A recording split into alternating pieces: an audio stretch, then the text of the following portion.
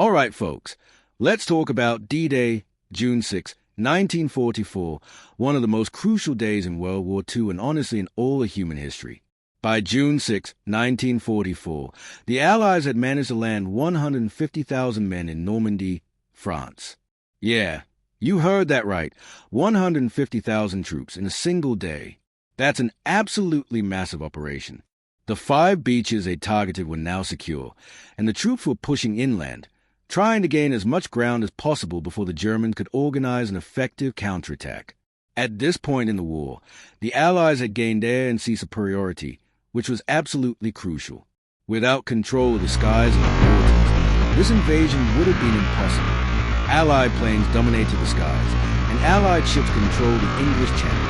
However, and this is important, the landing forces weren't as strong as they could have been. The main limitation? They didn't have enough landing craft and paratroop aircraft. These specialized vehicles were in short supply, which meant the Allies couldn't land as many troops as quickly as they would have liked. To combat this problem and give themselves the best chance at success, the Allies spent months carrying out intensive air attacks against railway lines, roads, and bridges across France. The aim was pretty straightforward: make it as difficult as possible for the Germans to move reinforcements easily into Normandy. If you destroy all the infrastructure, the enemy can't get to the battle quickly, right? Smart thinking. At the same time, a massive deception operation was in motion. The Allies convinced the Germans that they were actually planning to land further east in the Pas-de-Calais region. This wasn't just some small lie. This was an elaborate scheme involving fake armies, dummy equipment, false radio transmissions, and double agents feeding misinformation to German intelligence. These strategies were both a huge success. The Germans bought it hook, line, and sinker. Leading this absolutely enormous operation was Allied Supreme Commander General Dwight D. Eisenhower, the same guy who would later become President of the United States. He was in command of 3 million men. 3 million. That's more people than live in many entire countries. He also had 13,000 aircraft at his disposal, 2,500 landing craft to get troops ashore, and 1,200 warships providing fire support and protection. The Allies also brought some seriously innovative new equipment to the party. This included 2 specialized tank variants. First, you had the obstacle crossing tank, which could get over beach defenses and other barriers. Second, there was a bunker-busting tank, which was used specifically on the more challenging Canadian beaches to take out fortified German positions. In addition to these specialized tanks, amphibious tanks were used by all attack formations. These were regular tanks that had been modified to float and swim through the water before driving up onto the beach. Pretty wild when you think about it. A tank that can swim. The follow-up formations after the initial landings would use something called the Mulberry Harbors. These were massive artificial harbors that the Allies towed across the English Channel and set up off the Normandy coast. They needed these because the Germans controlled all the actual ports. Fuel for all these vehicles was supplied by something called Pluto, and no, not the Disney dog. This stood for Pipeline Under the Ocean. Yeah, the Allies literally laid a fuel pipeline under the English Channel to keep their tanks and trucks running.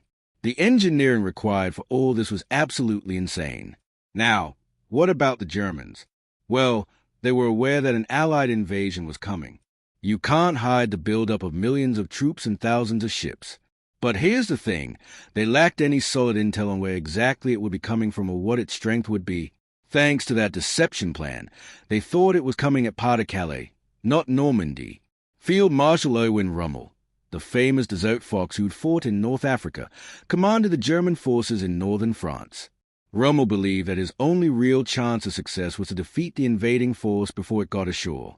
Once the Allies established a beachhead, it would be game over. He wanted to spread his reserves along the entire coast so that they could attack the landing forces immediately wherever they came ashore. His reasoning was solid. The Allied air forces would make it extremely difficult to redeploy more distant units once the invasion started. If your reserves are 100 miles inland and Allied planes are bombing every road and bridge, good luck getting to the battle in time. But Rommel's superior, Commander-in-Chief Westfield Marshal Gerd von Rundstedt, had a different idea. He wanted a strong central reserve that would be held back until it was obvious where the main Allied landings were taking place. Then you'd send in this powerful reserve to crush the invasion at its weakest point. In the end, there was a compromise between these two strategies. Some reserves were positioned near the Normandy coast, but here's the kicker. They were not allowed to be deployed without direct permission from Hitler himself. And Hitler? He was asleep when D-Day started, and nobody wanted to wake him up. This delay would prove catastrophic for the German defense. So let's break down the actual invasion. There were 5 landing areas, each with its own code name and objectives. First, you had Utah and Omaha, which involved U.S. troops. These were the American sectors on the western end of the invasion. Then you had Gold, Juno, and Sword, which involved British and Canadian troops. These were on the eastern end of the invasion zone. Before the main beach landings even happened, airborne troops were jumping out of planes in the darkness. 2 U.S. airborne divisions landed by parachute and glider inland from Utah Beach. Meanwhile, 1 British airborne division landed on the eastern flank of Sword Beach. These paratroopers had critical missions: secure bridges, take out German artillery positions, and generally cause chaos behind enemy lines. They took most of their objectives and successfully disrupted possible German counterattacks. Without these guys doing their job, the beach landings would have been even bloodier. Now let's talk about the beaches themselves, because each one had its own story. Omaha Beach. This is where German resistance was the most fierce and where we saw the heaviest Allied casualties. The Americans landing at Omaha ran into an experienced German division that had recently been moved to that sector for training. The beach defenses were stronger than expected, and the preliminary bombardment hadn't destroyed as many German positions as hoped. American troops were getting cut down as they came off the landing craft. Bodies were piling up in the water and on the sand. It was an absolute slaughter, and for a while, it looked like the landing at Omaha might actually fail. But through sheer courage and determination, small groups of soldiers managed to find ways up the bluffs, knock out German positions, and slowly clear the beach. By the end of the day, Omaha Beach was secure, but at a terrible cost. Utah Beach was actually the easiest to clear. Due to strong currents, the landing forces ended up about a mile south of where they were supposed to be. Turns out, this was actually lucky. They landed in a less heavily defended area. American troops moved inland quickly with relatively light casualties compared to the other beaches. The other 3 beaches, Gold, Juno, and Sword, were somewhere in between Omaha and Utah in terms of difficulty. British and Canadian forces faced stiff resistance, but managed to secure their objectives by the end of the day. The specialized